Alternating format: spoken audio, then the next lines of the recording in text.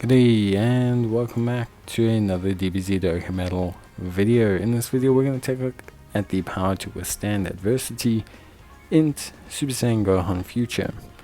Now he is the latest Dokkan Awakening, I believe, with the World Tournament having come out on the latest one with the 46th World Tournament. We're going to take a look at him at 55% in the hidden potential system. He is a super type INT lead of Ki plus 3 HP, attack and defense at 90%.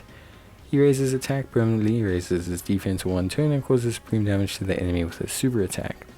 He has attack and defense of 120%, an additional attack and defense of 100% when performing a super attack, Ki plus 2 plus an additional attack and defense of 80%, and a high chance of stunning the attacked enemy when there is an android category enemy. He gets an additional defense of 30% when performing a super attack, gets an additional Ki plus 2 and medium chance of performing a critical hit if there is a future Saga category ally whose name includes Trunks on the team. I think overall his passive is pretty good. The restriction to having a Trunks on the team is not so bad, and the stun chance is not so bad either, considering it's locked against facing an android's enemy, so he's not too restrictive. All in the Family, Golden Warrior, Super Saiyan, Prepared for Battle, Experienced Fighters, Dismal Future, and Sharing the Limit are his link set, and he's on Hybrid Saiyans, Future Saga, Goku's Family, Super Saiyans, Android Cell Saga, Bond the Marcher and Disciple, All Out Struggle, Connected Hope, Bond the Parents and Child, and Earth Bred Fighters. Overall, he's pretty good looking. I think his kit's nice, decently flexible.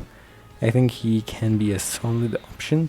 Although Future has obviously received a ton of buffs from the worldwide celebration, so I don't necessarily think he's in the top meta selections. We're going to take a look at him against an android and not against an android.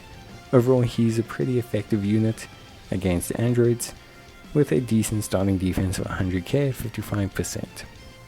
This defense will effectively double when performing a super attack, so he'll have over 200k defense, getting an additional 30% when performing a super, which will elevate him even further, and he will raise his defense on super as well. So he can have close to 300k defense from an after super point, which is pretty good. He does obviously suffer from the fact that he has, low start of turn defense, but this is not the end of the world. His attack stats are also relatively decent. Cracking the 2 mil mark as a World Tournament unit at 55% is pretty good, because World Tournament units have very low base stats, and their hidden potential system tiers are also very low.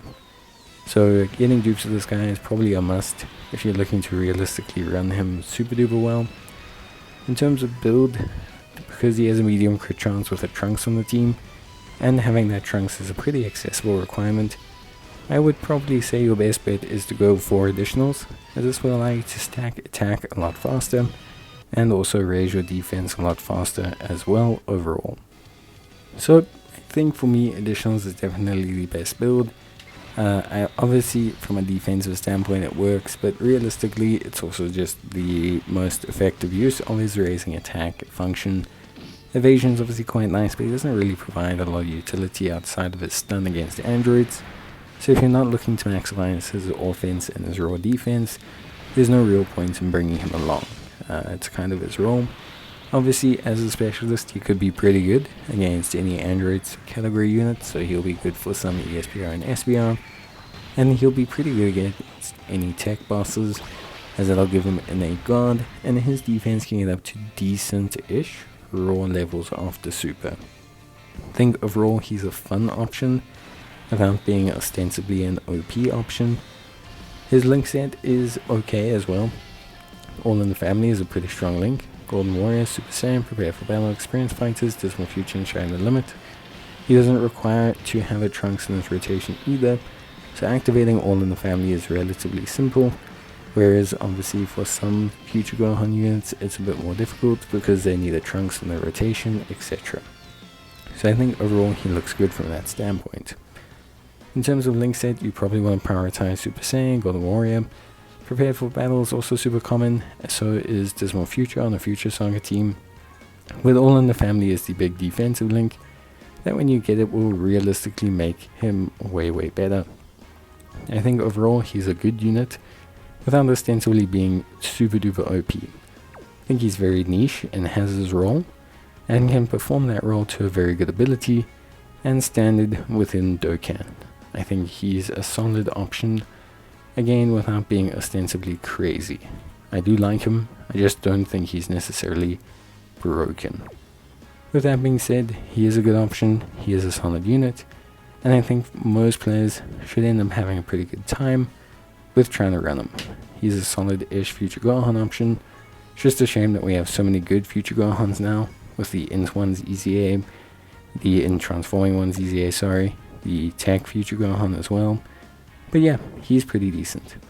With that being said, I think he's a lot of fun. Give him a try if you do have him, and he'll still be solid on a Future Saga team, just considering how solid and good that roster actually is now. So with that being said, that's kind of my thoughts and opinions on them.